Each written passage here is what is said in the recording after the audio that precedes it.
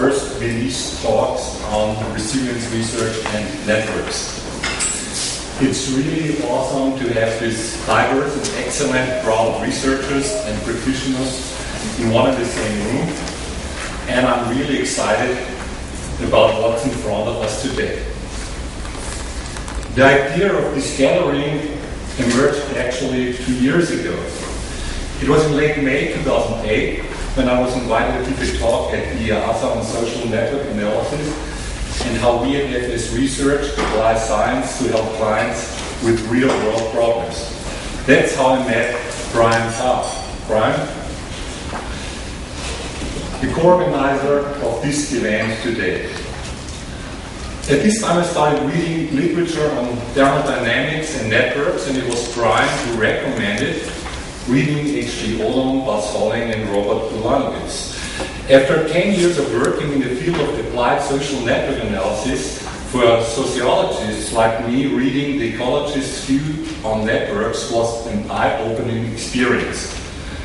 I shared my reading experiences with my dear friend Wolfgang Neurath, a historian and philosopher, now responsible for the promotion of research in Austria, with whom I share a 20 years long ongoing fundamental conversation on philosophy, sociology, politics, and history of science.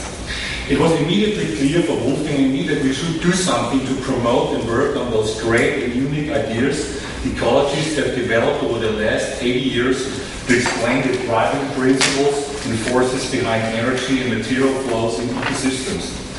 There was a lot we could learn from them to better understand our own research on social networks. Since Brian also was interested in social network theory, it was a sort of natural to join forces.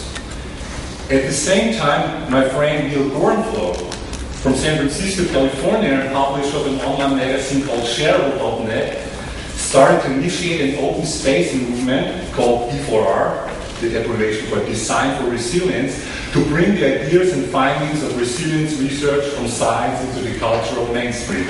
So a lot of things came together, and finally we talked with Roland Sommer. Roland, there you go, from the Federation of Austrian Industries, who joined the team of organizers and is our host here today.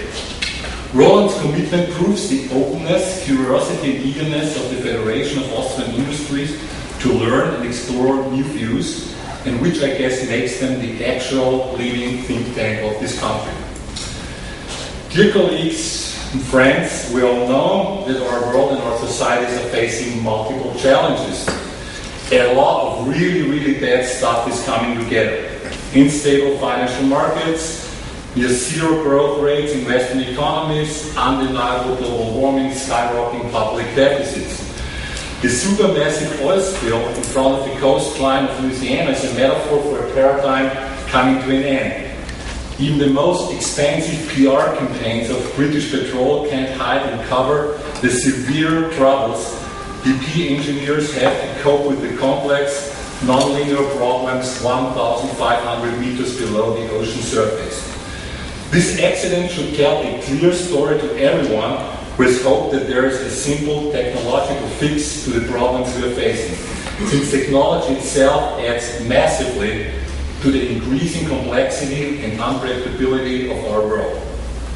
It seems that we truly have entered late K phase, to use a concept from Buzz Holling's iconic infinity loop model, characterizing the final stage of an adaptive cycle before a creative destruction renews the system and sets free new opportunity.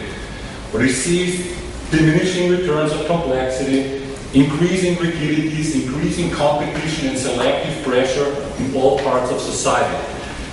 The most obvious document of late K is the analysis of the fiscal rigidities politics is facing. Recently, senior researcher Wolfgang Streeck from the Max Planck Institute published a working paper in which he analyzes the rigidities of public spending starting from 1997 until today.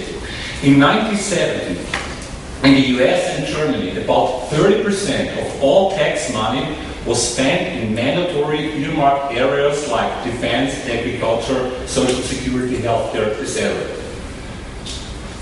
The rest were discretionary expenditures, investments into new areas institutions, opportunities initiated by politics and government. But since 1970, the discretionary expenditure curve continuously went down. In 2007, it was the unbelievable number of 100% tax money the US government spent in mandatory already earmarked areas. The same happened in Germany. Today, every single dollar and euro is already committed at the beginning of a fiscal year. The money is already spent even before you pay your tax. The action range, the kinetic energy for new initiatives in politics seems to equal zero. The only way to finance new initiatives is by borrowing from the future through new debts and increasing deficits. This is a really dramatic and frustrating account about the social and political rigidities we are facing. There's the real danger that we're entering a new area of severe struggles over the allocation of public wealth, with the risk of a culture of ugly zero-sum mentality combined with the unpleasant experience of being trapped within a frantic stagnation. A lot of micro-angst is building up. The short cycles of business and technology increase the distrust, undermine social capital, and the way how we deal with each other in daily life.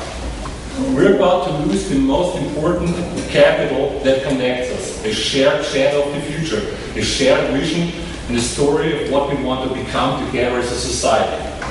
Based on the findings of game theory, it's exactly the length of our common shadow of the future that determines the probability if we behave fair and cooperative or act reckless and selfish. What can we do in a phase like that?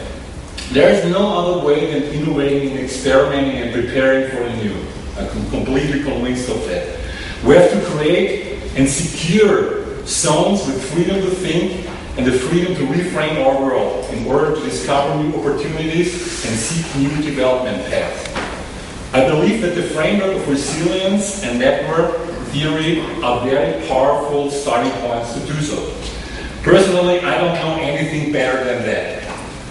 Resilience thinking teaches us about the dynamics and cycles of living systems, about growth and death, creation, innovation and creative destruction, about the up and downs of systems being alive, including our economy and our society.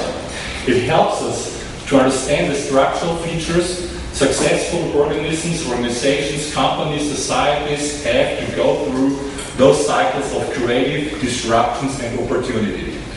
Resilience is about the capacity and an inventory we have to respond to novelty and crisis and stress.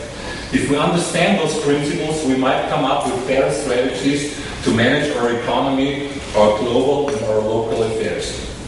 And network theory itself provides a very strict and powerful language to describe those dynamics. Dear colleagues, we have invited a really diverse crowd of great speakers with very different professional backgrounds and experiences. Our lineup here today is not business as usual. This is not an academic conference. It's an experiment. Like Eric Cantona, the French soccer genius from Manchester United, says in the recent movie by Ken Loach, we have to learn to surprise ourselves again. That's what we want to do today. Let's surprise each other with new ideas and thoughts. The day will be a success if it helps to open up some new windows to increase the ontic openness of our rigid world. Let's bring in some fresh air, increase our own inventory to respond to questions and challenges ahead. The good thing here is we don't have to compete here over status, funding, and career opportunities. We are diverse enough and economically independent enough to listen to each other, to contribute and share, and to use the input of the talks to inspire and reframe our own work. So let's use this rare opportunity to learn in a friendly and secure environment. Let's feed our curiosity and passion in finding, building, and scaling something new. Each of us, I guess, is somehow called to become a pioneer again. There is no alternative to that. A new world is waiting to get created and discovered simply across the old world. Many of our old worlds and models, they simply don't work anymore. Before I hand over, now I want to thank my whole wonderful team at FAS.research for helping me with this event. And I thank Wolfgang, Brian, Roland for working together. Thanks, Neil, for the inspiration.